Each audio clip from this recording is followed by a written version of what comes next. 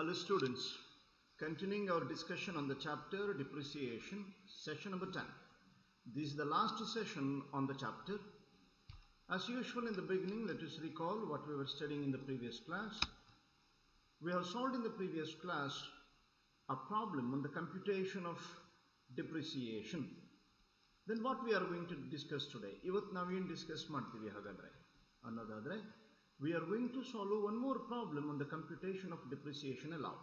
In this problem, remember, there are many types of assets which are included in the particular block.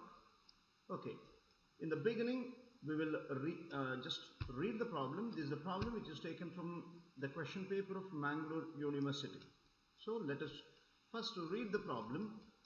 Compute the depreciation allowable from the following particulars for the assessment year 2021.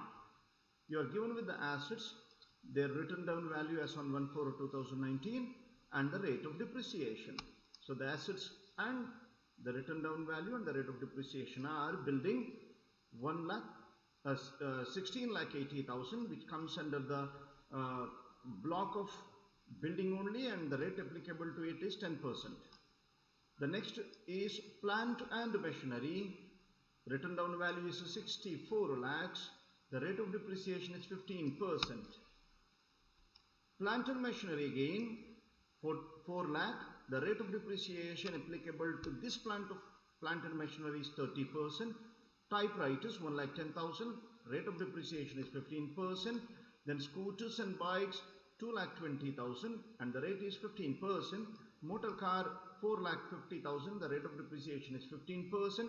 Furniture 40,000, the rate of depreciation is 10%. You are even given with some additional information. During the year 2019-20, the following assets were purchased. You are given with the date of purchase, date of put to use, assets and cost. Remember, date of purchase and date of put to use are of important if the asset is purchased in the previous year.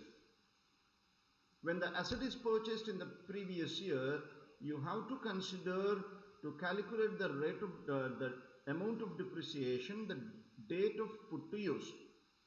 Previous year nalli asset annu ಖರೀದಿ ಮಾಡಿದಾಗ ನೀವು depreciation ಅನ್ನು ಲೆಕ್ಕಾಚಾರ ಮಾಡಲಿಕ್ಕೆ previous ಇಯರ್ನ ಯಾವ ದಿವಸದಂದು ಅಥವಾ ಯಾವ ದಿನದಂದು ಆ ಎಸೆಟ್ ಅನ್ನು ಬಳಕೆಗೆ ಪ್ರಾರಂಭ ಮಾಡ್ತಾರೆ, ಪುಟ್ಟು ಯೂಸ್ ಮಾಡ್ತಾರೆ, ಅದನ್ನು ಪರಿಗಣಿಸಿಕೊಂಡು ನಾವು ಡಿಪ್ರಿಸಿಯೇಷನ್ ಅನ್ನು ಲೆಕ್ಕಾಚಾರ ಮಾಡಬೇಕು.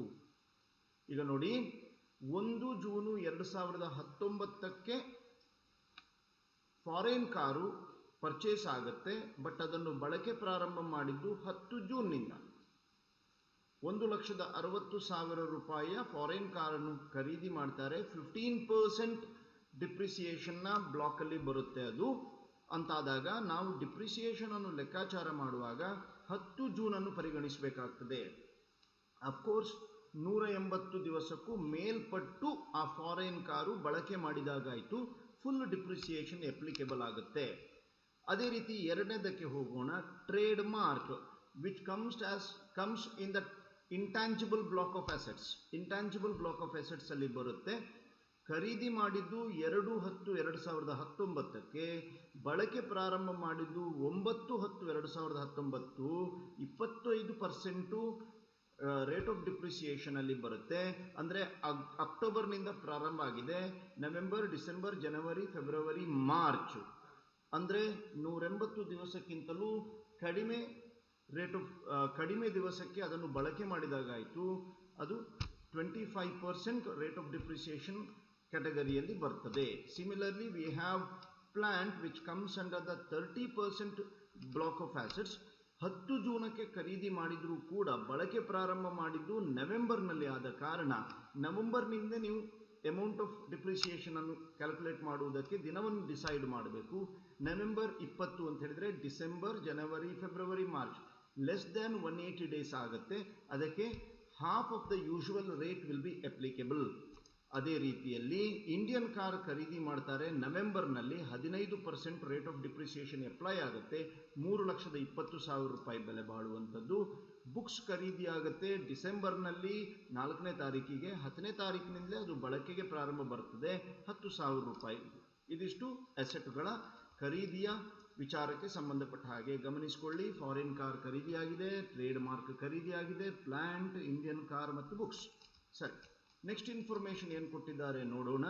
During the year 2019-20 the following assets were transferred. ಯಾವ ಅಸೆಟ್ ಟ್ರಾನ್ಸ್ಫರ್ ಆಗಿದೆ ಗಮನಿಸ್ಕೊಳ್ತಾ ಬನ್ನಿ. ಟೈಪ್ ರೈಟರು 20 ಡಿಸೆಂಬರ್ಗೆ ವರ್ಗಾವಣೆ ಆಗಿದೆ, 10,000 ರೂಪಾಯಿ ಬೆಲೆ ಬಂದಿದೆ. ಅಂದರೆ ಉಳಿದ ಟೈಪ್ ರೈಟರ್ ಅಲ್ಲೇ ಉಳಿತು ಅಂತ ಅರ್ಥ. ಒನ್ ಕಾರ್ 15% ಡಿಪ್ರಿಸಿಯೇಷನ್ ಅಲ್ಲಿ ಬರುವಂಥದ್ದು was completely destroyed by fire on 12th January 2020 and the insurance company paid rupees 80,000 as compensation. ಒಂದು ಕಾರು ಕಂಪ್ಲೀಟ್ ಆಗಿ ಡಿಸ್ಟ್ರಾಯ್ ಆಯಿತು ಅಂದರೆ ನಿಮ್ಮ ಬಳಿಯಿಂದ ಹೋಯಿತು ಅಂತ ಅರ್ಥ.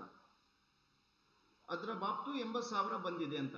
ಬಹಳ ಮುಖ್ಯವಾಗಿ ನೆನಪಿಟ್ಕೊಳ್ಳಿ, ಸೇಲೇ ಆಗಿರಬೇಕು ಅಂತ ಏನಿಲ್ಲ. ನಿಮ್ಮಿಂದ ಆ ಎಸೆಟು ನಿಮ್ಮ ಕೈಯಲ್ಲಿ ಇಲ್ಲ ಅಂತಾದರೂ ಕೂಡ ಅದು ವರ್ಗಾವಣೆ ಅನ್ನುವ ರೀತಿಯಲ್ಲೇ ನೀವು ಪರಿಗಣಿಸಬಹುದು. ಅದೇ ರೀತಿಯಲ್ಲಿ one scooter was partially damaged, ಭಾಗಶಃ ಡ್ಯಾಮೇಜ್ ಆಗುತ್ತೆ on 13 May 2019 due to accident and rupees 4,000 claim was recovered from the insurance company. ಒಂದು ಸ್ಕೂಟರು ಭಾಗಶಃ ಹಾಳಾಗ್ತದೆ, ನೀವು ಅದನ್ನು ರಿಪೇರಿ ಮಾಡ್ತೀರಿ. ರಿಪೇರಿ ಮಾಡಿದ್ದೀರಿ ಅಂತ ಹೇಳಿದ್ರೆ ಮಾರಾಟ ಮಾಡಿದಾಗ ಅಲ್ಲ, ಅದು ನಿಮ್ಮ ಬಳಿಯಲ್ಲೇ ಉಂಟು ಅಂತ ಅರ್ಥ. There is no actual transfer, ವರ್ಗಾವಣೆ ಆಗಲಿಲ್ಲ ಆ ಸ್ಕೂಟರ್. ಇದು ಬಹಳ ಮುಖ್ಯ ನೆನಪಿಟ್ಕೊಳ್ಳಿ.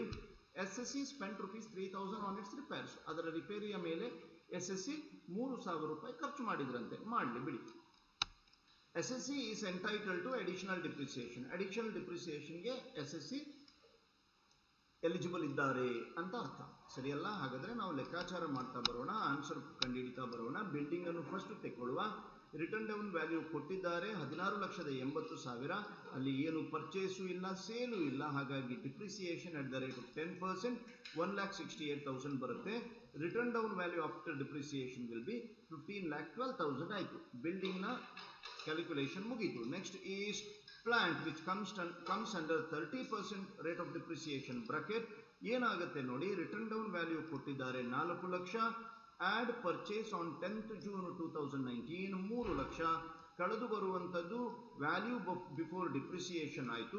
ಅದರಿಂದ ನಾನು ಡಿಪ್ರಿಸಿಯೇಷನ್ ಕಳಿತೇನೆ. ಬಹಳ ಮುಖ್ಯವಾಗಿ ನೆನಪಿಟ್ಕೊಳ್ಳಿ, ಇಲ್ಲಿ ಈ ಪ್ಲಾಂಟು ಏನು 30% ಬ್ರಾಕೆಟ್ನಲ್ಲಿ ಬರುವಂತಹ ಪ್ಲಾಂಟು ಸೇಲ್ ಆಗಲಿಲ್ಲ. ಡಿಪ್ರಿಸಿಯೇಷನ್ ನೇರವಾಗಿ ನಾನು ಲೆಕ್ಕಾಚಾರ ಮಾಡ್ತೇನೆ at the rate of 30% which comes to 1,20,000 plus additional depreciation allow ಮಾಡ್ತಾರೆ. ಯಾವುದರ ಮೇಲೆ? ಹೊಸ ಪ್ಲಾಂಟಿನ ಮೇಲೆ. 10 ಜೂನ್ 2019ಕ್ಕೆ ಖರೀದಿ ಮಾಡಿದ್ದು ಅಂತಾದಾಗ ಅಲ್ಲಿ ನಾನು ಅರ್ಧದಷ್ಟು ಮಾತ್ರ ಪರಿಗಣಿಸ್ತೇನೆ. ಯಾಕೆ ಅಂತ ಹೇಳಿದರೆ ಅದು ಬಳಕೆ ಮಾಡಿದ್ದು 180 ಡೇಸ್ಗಿಂತ ಕಡಿಮೆ ಅವಧಿಗೆ ಆದ ಕಾರಣ ಯೂಶುವಲ್ ರೇಟ್ ಆಫ್ ಡಿಪ್ರಿಸಿಯೇಷನ್ ಏನಿದೆ ಅದರ ಅರ್ಧದಷ್ಟು ಮಾತ್ರ ನಾನು ತೆಕ್ಕೊಳ್ಬೇಕಾಗತ್ತೆ. ಹಾಗಾಗಿ 45,000 ಬರ್ತದೆ. ಯಾವುದರ ಮೇಲೆ? ಎಡಿಷನಲ್ ಪ್ಲಾಂಟ್ ಏನು ಖರೀದಿ ಮಾಡಿದೆ ಅದರ ಮೇಲೆ. ಅರ್ಥ ಆಯ್ತಲ್ಲ? 45,000 ರೂಪಾಯಿ ಬರ್ತದೆ. ಅದರ ಜೊತೆಯಲ್ಲಿ ಅಡಿಷನಲ್ ಡಿಪ್ರಿಸಿಯೇಷನ್ ಅನ್ನು ನಾನು ಲೆಕ್ಕಾಚಾರ ಮಾಡಬೇಕು. ಯಾವುದರ ಮೇಲೆ? ಹೊಸ ಪ್ಲಾಂಟ್ ಏನು ಖರೀದಿ ಮಾಡಿದ್ದೀರಿ ಅದರ ಮೇಲೆ ಮಾತ್ರ. 3 ಲಕ್ಷದ ಮೇಲೆ ಅಡಿಷನಲ್ ರೇಟ್ ಎಷ್ಟಿದೆ? 20%. ಬಟ್ ಅರ್ಧ ತಗೊಳ್ಬೇಕು, ಯಾಕಂದರೆ ಅದು ಬಳಕೆ ಮಾಡಿದ್ದು 180 ದಿವಸಕ್ಕಿಂತ ಕಡಿಮೆ ಅವಧಿಗೆ ಆದ ಕಾರಣ ಅರ್ಧದಷ್ಟು ಮಾತ್ರ ತೆಕ್ಕೊಳ್ಬೇಕು, which comes to 30,000. Total depreciation on this plant coming under 30% bracket is 1,95,000 ಆಗ್ತದೆ. ಅರ್ಥ ಆಯಿತು ತಾನೆ? ಹಾಗಾದರೆ ಮೂರನೆಯ ಬ್ಲಾಕಿಗೆ ನಾವು ಹೋಗೋಣ. ರಿಟರ್ನ್ ಡೌನ್ ವ್ಯಾಲ್ಯೂ ಎಷ್ಟು ಬರುತ್ತೆ ಆ ಪ್ಲಾಂಟ್? ಇದು 5,05,000 ಬರ್ತದೆ. ಸರಿ ತಾನೆ? ಮೂರನೆಯ ಪ್ಲಾಂಟ್ಗೆ ಹೋಗೋಣ ನಾವೀಗ. ಮೂರನೇ ಪ್ಲಾಂಟ್ 15% ಬ್ರಾಕೆಟ್ ನಲ್ಲಿ ಬರುವಂತದ್ದು. ಅದರ written down value of 1/4/2019 64 lakh. ಅದಕ್ಕೆ ಆ ಬ್ಲಾಕ್ ನಲ್ಲಿ ಬರುವಂತಹ ಉಳಿದ ಎಸೆಟ್ಗಳನ್ನು ಆಡ್ ಮಾಡ್ತಾ ಬರೋಣ. ಟೈಪ್ ರೈಟರ್ ಅದೇ ಬ್ಲಾಕ್ ಅಲ್ಲಿ ಬರುತ್ತದೆ 1,10,000. ಸ್ಕೂಟರ್ ಅಂಡ್ ಬೈಕ್ ಕೂಡ ಅಲ್ಲೇ ಬರುತ್ತದೆ 2,20,000. ಮೋಟಾರ್ ಕಾರು ಅಲ್ಲೇ ಬರುತ್ತೆ 4.5 ಲಕ್ಷ. ಒಟ್ಟು ಮಾಡಿದಾಗ 71,80,000 ಆಯಿತು. 71,80,000ಗೆ ಈ ಬ್ಲಾಕ್ ನಲ್ಲಿ ಏನೆಲ್ಲ ಪರ್ಚೇಸ್ ಆಗಿದೆ ಅದನ್ನು ಆಡ್ ಮಾಡ್ತಾ ಬರೋಣ. ಫಾರಿನ್ ಕಾರ್ ಪರ್ಚೇಸ್ ಆಗಿದೆ 1,60,000 ರೂಪಾಯಿದು. ಇಂಡಿಯನ್ ಕಾರ್ ಪರ್ಚೇಸ್ ಆಗಿದೆ 3,20,000.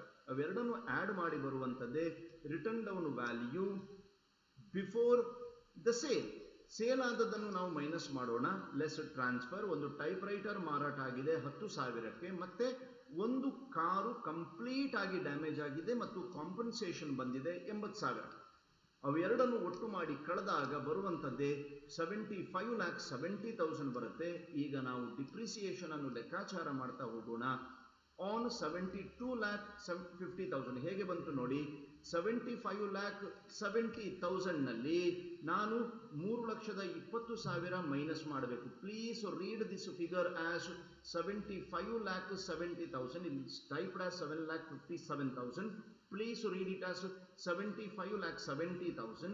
ಅದರಿಂದ ಏನು ಇಂಡಿಯನ್ ಕಾರು ನಾವು ಬಳಕೆ ಮಾಡಿದ್ದು ಕೇವಲ 180 ದಿವಸಕ್ಕಿಂತ ಕಡಿಮೆ ಅವಧಿಗಾದ ಕಾರಣ ಅದಕ್ಕೆ ಮಾತ್ರ ಅರ್ಧದಷ್ಟು ರೇಟ್ ಆಫ್ ಡಿಪ್ರಿಸಿಯೇಷನ್ ಅಪ್ಲಿಕೇಬಲ್ ಆಗ್ತದೆ.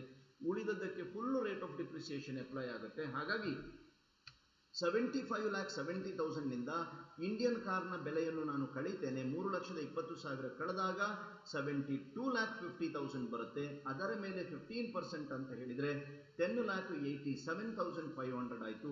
ಮತ್ತೆ on 3,20,000 at the rate of 15%, ಅದರ ಅರ್ಧದಷ್ಟು ನಾನು ತಗೊಳ್ಬೇಕು. ಬಿಕಾಸ್ 180 ಡೇಸ್ಗಿಂತ ಕಡಿಮೆ ಅವಧಿಯಾದ ಕಾರಣ 24,000 ಬರುತ್ತೆ. ಒಟ್ಟು ಮಾಡಿದಾಗ the rate of depreciation, the amount of depreciation on this plant is 11,11,500. Remember, ನಿಮ್ಗೆ ಎಲ್ಲಿಯಾದರೂ ಅಡಿಷನಲ್ ಡಿಪ್ರಿಸಿಯೇಷನ್ ಬಗ್ಗೆ ಏನು ಮಾಡಲಿಲ್ಲ ಅನ್ನುವಂಥದ್ದು ಏನಾದರೂ ಬಂದದ್ದಿದ್ರೆ ಇಲ್ಲಿ ಪ್ಯೂರ್ ಪ್ಲಾಂಟ್ ಹೊಸತಾಗಿ ಯಾವುದು ಖರೀದಿ ಮಾಡಲೇ ಇಲ್ಲ, ಹಾಗಾಗಿ ಅಡಿಷನಲ್ ಡಿಪ್ರಿಸಿಯೇಷನ್ ಬರೋದಿಲ್ಲ. ಈ ಡಿಪ್ರಿಸಿಯೇಷನ್ ಅನ್ನು ನಾವು ಕಳೆದು ಬರುವಂಥದ್ದೇ written down value of plant coming under 15% bracket is after depreciation is 64,58,500. ಸರಿಯಲ್ಲ. Next asset is furniture. ಅದರ ರಿಟರ್ನ್ ಡೌನ್ ವ್ಯಾಲ್ಯೂ ಕೊಟ್ಟಿದ್ದಾರೆ 40,000, ಪರ್ಚೇಸ್ ಇಲ್ಲ, ಸೇಲ್ ಇಲ್ಲ. ಹಾಗಾಗಿ ನೇರವಾಗಿ ಡಿಪ್ರಿಸಿಯೇಷನ್ ಎಟ್ ದ ರೇಟ್ 10% ಲೆಕ್ಕ ಮಾಡೋಣ. 4,000 ಬರ್ತದೆ. Return down value after depreciation is 36,000 ಆಯಿತು. Similarly the next asset is trade mark. 25% ಅಲ್ಲಿ ಬರ್ತದೆ.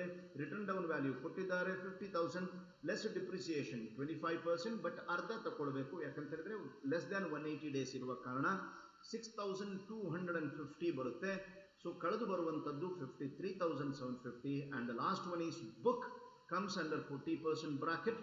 Depreciation 10,000 amount less depreciation at the rate of 40% maximum into half, because books ಕೂಡ ಲೆಸ್ ದ್ಯಾನ್ 180 ಡೇಸ್ಗೆ ಬಳಕೆ ಆದದ್ದು 2,000 ಬರುತ್ತೆ. ಕಳೆದು ಬರುವಂಥದ್ದೇ written down value of books after depreciation is 36,000. ಇದು ಮಾಡಿದ ವಿಧಾನ. ಈಗ ನಾವು ಟೋಟಲ್ ಡಿಪ್ರಿಸಿಯೇಷನ್ ಕ್ಯಾಲ್ಕುಲೇಟ್ ಮಾಡ್ತಾ ಬರೋಣ. ಫಸ್ಟ್ ಇದು ಬಿಲ್ಡಿಂಗ್ 1,68,000, ಎರಡನೇದು 30% ಪ್ಲಾಂಟ್ 1,95,000, ಮೂರನೇದು 15% ಪ್ಲಾಂಟ್ 11,11,500, ನಾಲ್ಕನೇದು ಫರ್ನಿಚರ್ 4,000, ಐದನೇದು ಟ್ರೇಡ್ ಮಾರ್ಕ್ 6,250, ಕೊನೆಯದ್ದು ಬುಕ್ಕು ಅದರದ್ದು 2,000. ಒಟ್ಟು ಮಾಡಿ ಬರುವಂಥದ್ದೇ 15,16,750. ಇದು total depreciation that he can write it in its profit and loss statement to claim as to depreciation under the Income Tax Act. ಅರ್ಥ ಆಯ್ತಲ್ಲ ಹೇಗೆ ಮಾಡಿದೆ ಅಂತ ಗೊತ್ತಾಯ್ತಲ್ಲ? I hope you have understood how I have calculated the depreciation. Thank you very much.